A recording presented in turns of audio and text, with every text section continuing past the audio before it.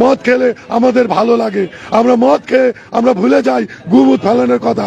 আমরা আমাদের দাবি মদের দোকান খুলে দাও, আমরা না খুললে পরবর্তীতে আমরা জোরদার আন্দোলন চালাবো, আমরা কাজ কাম বিরত রাখবো এবং কি আজকের থেকে কাজ কাম বন্ধ, আমাদের সব পরিষ্কার পরিচ্ছন্ন কাম নাও বাবুলা ভাষণ দাও। আপনি কি দারুকের দোকান কাহে বনবা?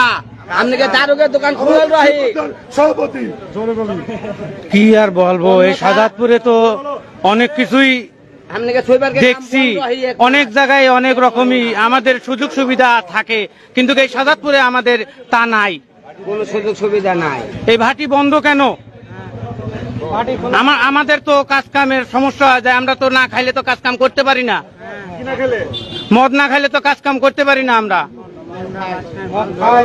নোংরা কাজ কাম করি, আমরা মদের বাটি যেন খোলা হোক।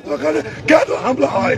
আমরা মদের দোকানে খুন খুলে দাও, আমাদের কথা। আমাদের একটাই দাবি, মদের দোকান খুলে দেওয়া হোক।